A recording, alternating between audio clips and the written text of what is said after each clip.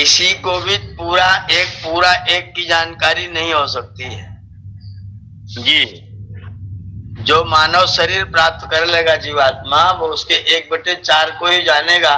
मुक्ति प्राप्त करेगा तो उसके पूरे में भ्रमण करेगा, पूरे राज्य में भ्रमण करेगा। जब तक मुक्त नहीं होगा जान पाएगा, जब तक मुक्त नहीं होंगे तब तक 1/4 ही रहेंगे।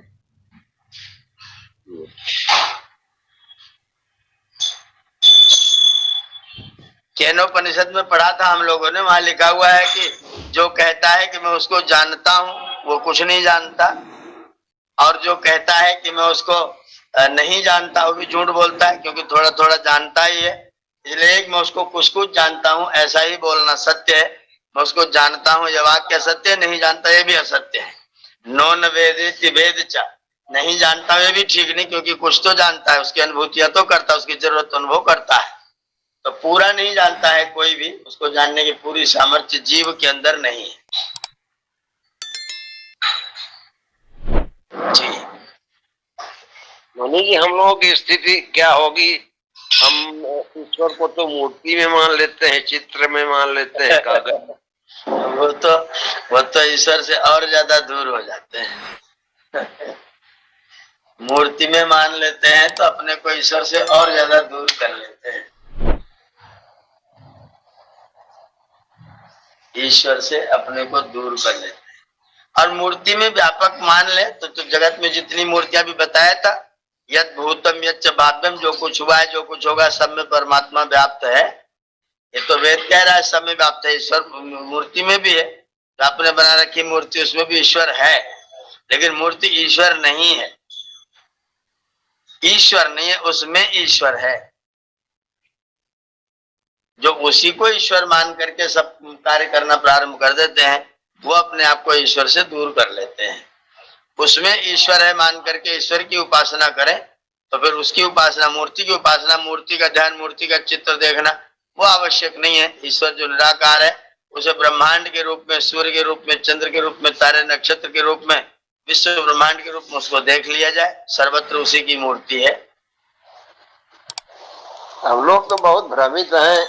अब अभी तक तो पढ़ा है कि जो गुरु है महाराज, जिससे मैंने गुरु दीक्षा ली है, वही ब्रह्मा है, वही विष्णु है, वही महेश है। जो ब्रह्मा है, जो विष्णु है, बीमार हैं, दवाई खा रहे हैं, बिना दवाई खाए बीपी हाई हो जाता है। और ब्रह्मा भी वही है, विष्णु भी वही है, और बीपी की दवा न खाएं तो बीपी हाई हो जाता है।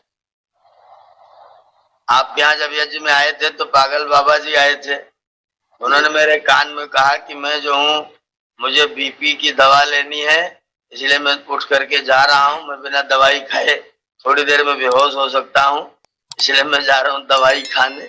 और बीच में से चले गए थे दवा खाने के लिए। तो अगर वही परमात्मा है और वो लोग बीमार भी हैं, अस्वस्थ भी हैं, दवाइयां भी खा रहे हैं, तो फिर कैसे बीमार है? बीमार तो शरीर होने, शरीर का धर्म बीमार होना, ईश्वर तो नहीं बीमार होते हैं।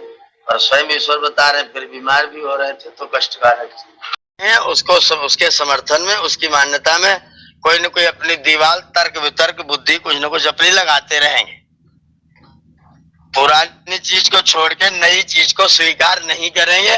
कोई और करेगा तो उसकी भी टांग खींचने की कोशिश करेंगे। ये प्रायः सिद्धांत के विषय में लोगों को होता है। जो हमने जान लिया वही पूर्ण है, जो दूसरा कोई जानेगा वो ठीक नहीं है। वो जानेगा तो उसके जानने में हम अपना कबोधन करेंगे और उसमें अपना तर्क वितर्क लगाएंगे, अपनी बुद्धि जोड़ते गाड़ते रहेंगे। ऐसी मूर्ति पूजा के मामले में भी है। हमने जो कर लिया बस वही ठीक है। उसको सिद्ध करने के लिए कुछ भी कहना पड़े, कुछ भी तर्क करना पड़े, कुछ भी उसमें बहाने बनाने पड़े, वो सब तैयारी है। अपनी मान्यता को प्रतिष्ठित रखना। जिस तरह से ईश्वर की मूर्तियां बना करके उसकी पूजा है, यदि ईश्वर की पूजा करेगा तो ईश्वर की पूजा करने के लिए पूरा ब्रह्मांड खुला हुआ है। जब तुम ये मानते हो कि कण कण में ईश्वर है, तो ईश्वर कण कण में है, तो फिर उसको बनाने की तुमको आवश्यकता क्यों पड़ती है? तुम भी मान रहे हो कण कण में, हम भी मान रहे हैं कण कण में। कण कण में तो उसको बनाने की क्या जरूरत है? आपका बेटा आपकी गोद में है, खेल रहा है, आप उसका चित्र बना के लेके घूम रहे हैं, उसको दूध पिला रहे हैं, उसे नहला रहे हैं। पूजा तो यथायोग्य सत्कार है ना। आपने उसमें यथायोग्य छोड़ा कहाँ है?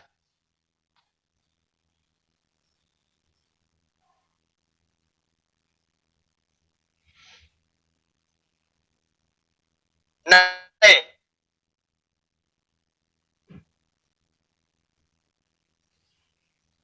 चलो इतना ले लो, कोई बात नहीं। ये तत्वम करके ईश्वर को खरीदा और ला करके जब दाम लगाया तो कम लगाया और मांग बढ़ाई तो बढ़ाते ही चले गए। ये भी चाहिए, वो भी चाहिए, वो भी चाहिए, उसी से मांग रहे हैं जिसको खरीद के लाए हैं। खरीदी हुई चीज को तो कृत जो है, जो खरीदी हुई चीज है, वो आपकी स्वामी कैसे हो गई? खरीदी हुई चीज तो स्वामी नहीं होती है, वो तो दास होती है। आप उसे बनाएंगे, आप उसे खरीदेंगे, फिर उसे सब कुछ मांगे, फिर मैं तो ईश्वर की पूजा कर रहा हूं। इसको कैसे कोई बुद्धिमान व्यक्ति सीधा स्वीकार करेगा? पर वो ये प्रकार अपनी हेठी बिगाड़नी, अपनी बात सिद्ध करनी है, अपना तर्क वितर्क इधर उधर का करते रहते हैं। अब शंकराचार्य के पद पर व्यक्ति बैठा हुआ है और कह रहा अग्निमीड पुरोहितम में मूर्ति का वर्णन है। अब ऐसे समझदारों को कौन समझाएगा? अग्निमीड पुरोहितम में मूर्ति का क्या लेना देना है? ना कोई मूर्ति शब्द आया, न कोई प्रतिमा शब्द आया, न कोई लेना देना उससे। वहां अग्नि की, मैं अग्नि की पूजा करता हूँ, अग्नि की स्तुति करता हूँ। कैसा अग्नि है? यज्ञ से देवम ऋतुजम होतारम रत्न धातम। सारे द्वितीय के पद यज्ञ का देवता है, होता है, रत्न को धारण करने वाला है, यज्ञ का ऋतुज है। ऐसे अग्नि की मैं उपासना करता हूँ, उसकी स्तुति मैं करता हूँ। मूर्ति कहाँ से आ गई? वो कह रहा है ऐसी मूर्ति सिद्ध हो रही है।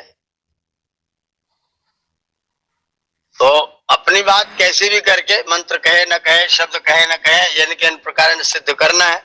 ये सब तर्क वितर्क लोग कर रहे हैं, लेकिन है नहीं, हो वास्तविकता कुछ नहीं है, वास्तविकता नहीं है। ईश्वर की पूजा करनी है तो हम आपकी पूजा कर लेंगे, आप में भी तो ईश्वर है। जब ईश्वर है, कण कण में समाया हुआ है, तो फिर आपको बनाने की, निर्माण करने की जरूरत क्यों हो रही है? घर में जो ईश्वर, जो मूर्तियां बनी हुई, अपने माता पिता की पूजा क्यों नहीं कर रहे हैं? मनुष्यों की पूजा क्यों नहीं कर रहे हैं? गाय, पशु, पक्षी, प्राणी, इनकी पूजा क्यों नहीं कर रहे हैं? मूर्ति पूजा कर रहे हैं, और जो ईश्वर ने मूर्ति बनाई उसको काट रहे हैं, और जो तुमने बनाई उसको भेंट कर रहे हैं। इसको समझदारी भी बता रहे हैं।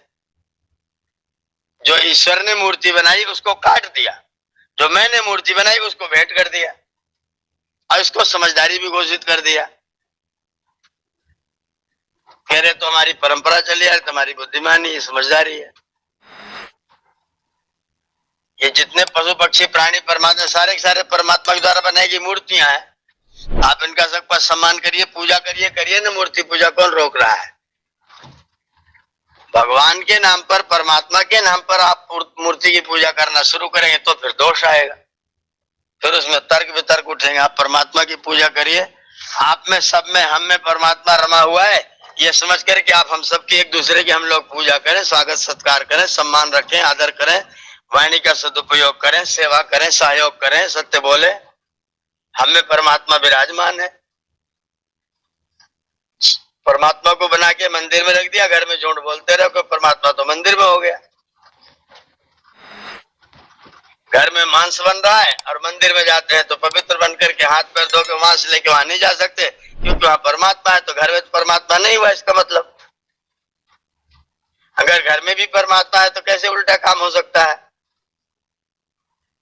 तो ईश्वर की मान्यता को यथार्थ रूप में स्वीकार करने में मूर्तियां बाधा है। मूर्तियां परमात्मा की सर्वव्यापकता को, उसकी सर्वज्ञता को, उसकी निराकारता को दोषयुक्त कर देती हैं। इसलिए स्वामी जी ने इस तरह की मूर्ति पूजा का खंडन किया।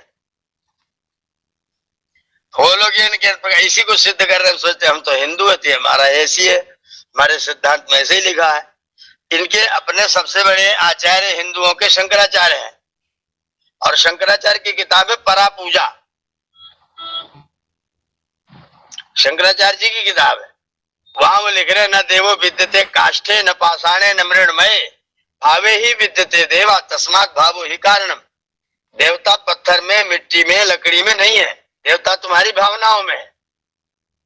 तो भावनाओं में देवता है तो उसकी पूजा अपनी भावनाओं से ही करो।